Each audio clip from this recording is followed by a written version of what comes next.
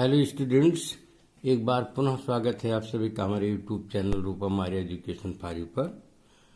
इस वीडियो में बच्चों हम लोग एक आर्टिकल लिखेंगे और ये आर्टिकल बेहद इम्पॉर्टेंट होता है और आपके पेपर में 10 मार्क्स का आता है। और ये पिछले वर्ष यानी 2022 में ये आपके बोर्ड पेपर में आया हुआ था।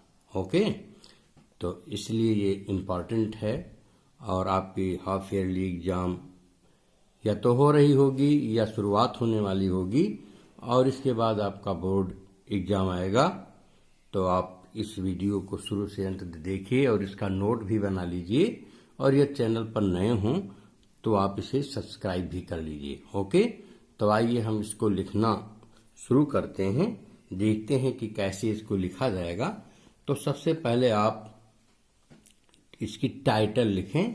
टाइटल को बच्चे हिंदी में हम कहते हैं शीर्षक या हेडिंग आप भी कह सकते हो। तो जब आप शीर्षक लिखें तो शीर्षक का जो मेन वर्ड्स हों उनका प्रत्येक अक्षर आप कैपिटल लेटर में लिखिए। जैसे मैंने यहाँ देखो सोशल का एस लिखा है और इविल का ई लिखा है। और जब आप इस तरह लिखेंगे, टाइटल लिखेंगे, तो हाफ मार्क्स आपको यही मिल जाएंगे। इसके बाद आप बाई करके लिखिए, यानी जो लेखक हो वो लिखे। तो बाई करके आप यहाँ पर अपना रोल नाम या बोर्ड परीक्षा में जो आपको रोल नंबर मिले आप उस रोल नंबर को लिख देंगे। तो जब आप ऐसा करेंगे तो इसके लिए यहाँ भी आपको हाफ मार्क्स मिल जाएंगे। तो इस प्रकार से हाफ प्लस हाफ कुल मिला के 1 मार्क्स तो आपको टाइटल और बाई करके लिखने में मिल जाएगा। मैंने by Rupam Arya education for you लिखा है क्योंकि मेरे चैनल का नाम है। ओके, तो आइए फिर इसको हम लिखना स्टार्ट करते हैं। तो जब आप इसे लिखें, कोई भी आप आर्टिकल लिखें तो उसको आप हेडिंग में, यू कैन से हेडिंग या पॉइंट्स में डिवाइड कर लें और इसके बाद उसको डील करें तो ज़्यादा अच्छा रहेगा। जैसे मैंने यहाँ इंट्रोडक्शन लिखा है, ठीक। तो इंट्रोडक्शन में मैंने लिखा है सोशल लेवल पर, जिसे आप समझते हैं हिंदी में सामाजिक बुराई होता है इसका मतलब। तो समाज में कौन कौन सी बुराइयां हैं, वैसे बहुत सी बुराइयां हैं, लेकिन आप शार्ट में सब लिखते चले जाइए जो आपको आता है। और शब्दों का भी ध्यान रखें, कम ना हो, बढ़ जाए 2, 4, 20 शब्द, 50 शब्द तो कोई फर्क नहीं पड़ेगा। तो आइए देखते हैं कैसे लिख रहे हैं इसे। India is well known for its history and great civilisation.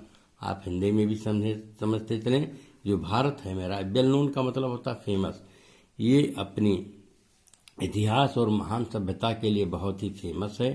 However, though India has been developing in the technological aspect, social evil activities still continue in many parts of India.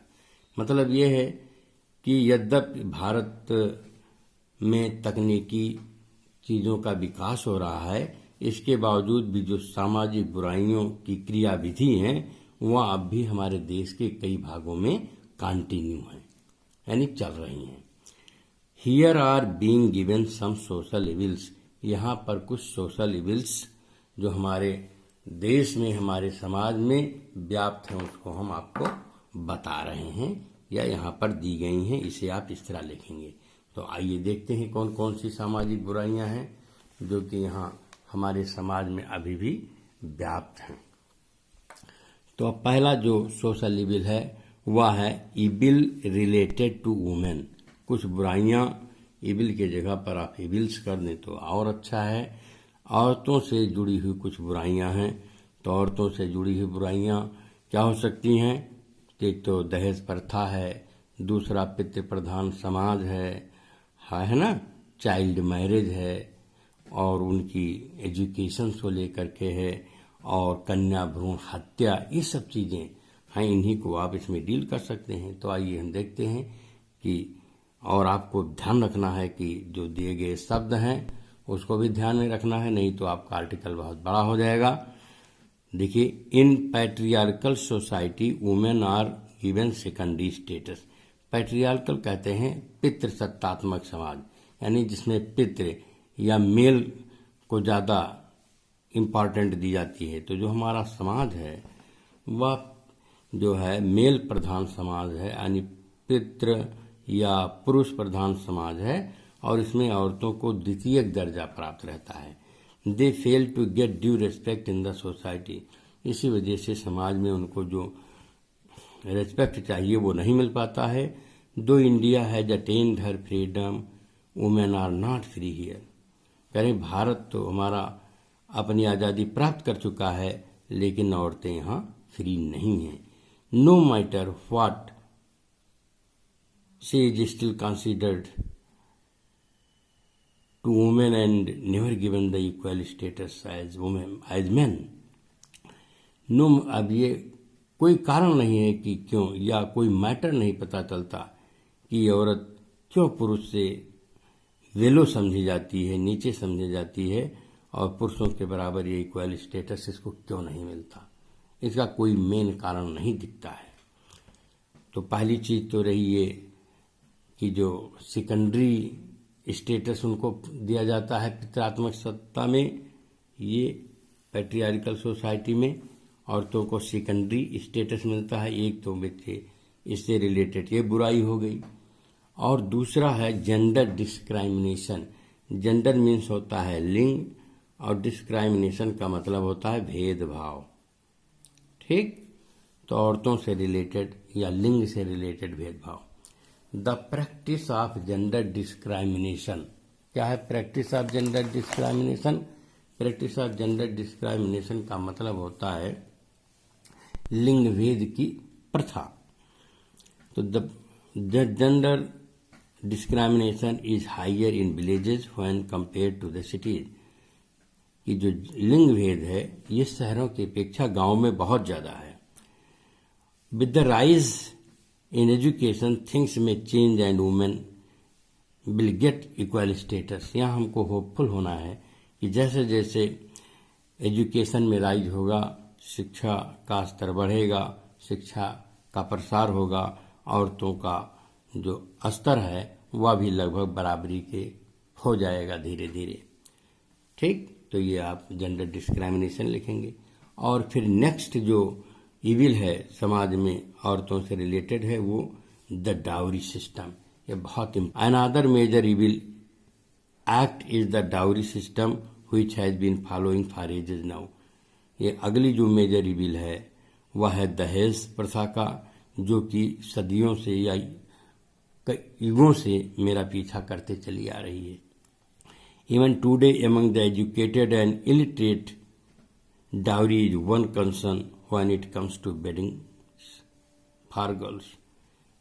और आज भी जो एजुकेटेड हैं, चाहे educated हों या illiterate हों, dowry उनके लिए बहुत बड़ा एक कंसर्न बन जाता है जब लड़कियों की शादी की होने की होती है। यानी चाहे व्यक्ति शिक्षित हो या अशिक्षित हो, जब शादी का विषय आता है तो यह उसके लिए बड़ी ही चिंता का विषय बन जाता है, क्योंकि बिना डाउरी के शादी होना संभव नहीं हो पाता है। ओके, आइए हम अगला और देखते हैं। The more A guy is educated the higher the demand.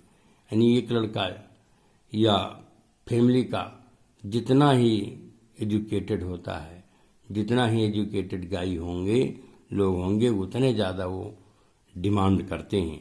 And if it is not met either the wedding does not take place और the girl would be tortured and killed.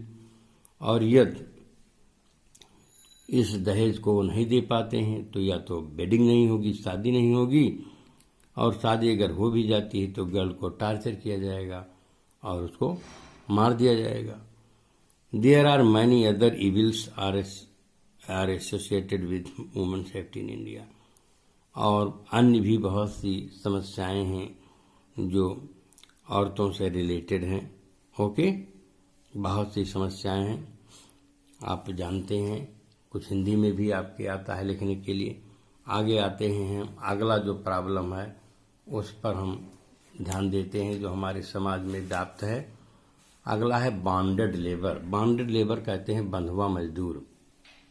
Okay, bonded labour is another social evil taking place in India. ये bonded labour, बंधुआ मजदूरी वाला भी समस्या हमारे देश में है। In places where education is less, especially in the northern side of the India, small boys and girls are made to sign bonds for work and then are to different places across the country for work on minimal wages।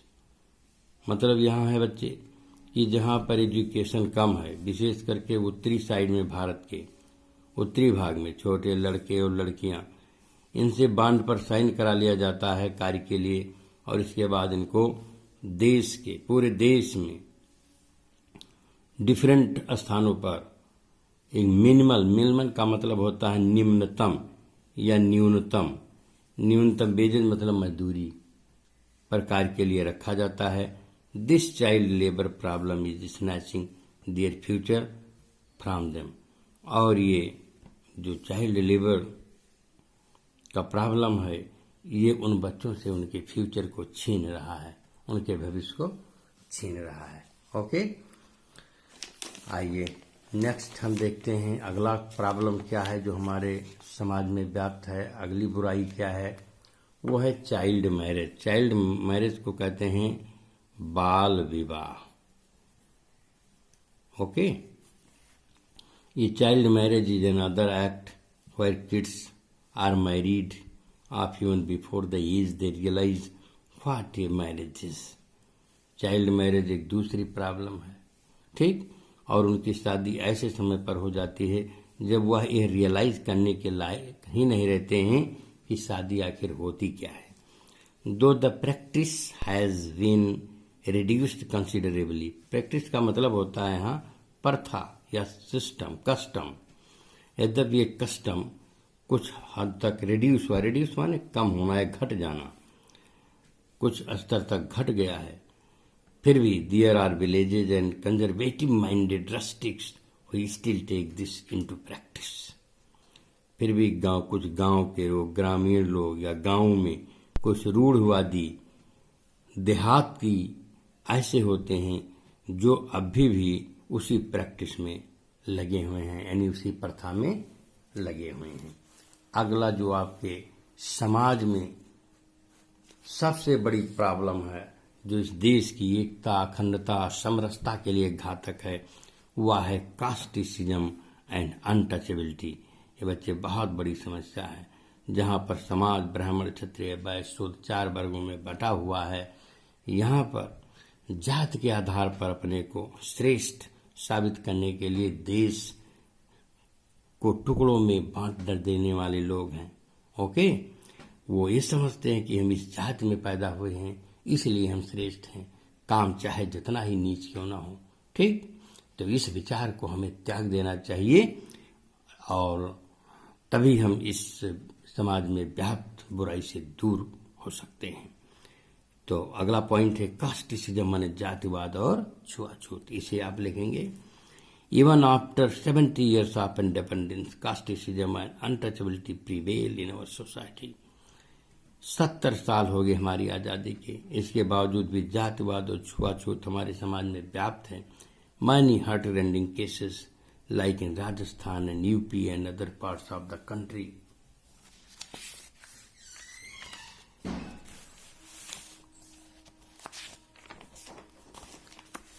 Including Gujarat and Gujarat are black spots on our democracy।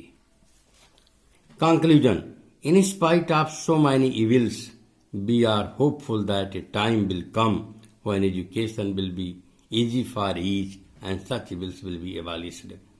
ठीक, आप hopeful बनिए conclusion में और लिखिए कि इतनी बुराइयों के बावजूद भी हम आशावान हैं कि एक समय आएगा जब शिक्षा हर लोगों के लिए इजी होगी और ऐसी सामाजिक बुराइयों को समाप्त कर सकेंगे हम लोग। ओके, ये बच्चे यदि आप अपने आर्टिकल की स्टार्टिंग में या अंत में कोई कोटेशन लिख देते हैं या कोई पोएटिक लाइन हो जो कि सोशल इविल से यानी आपके आर्टिकल से या सब्जेक्ट से रिलेटेड हो, तब अगर आप उसे लिख देते हैं तो ये आपको और अधिक मार्क्स दिलाता है।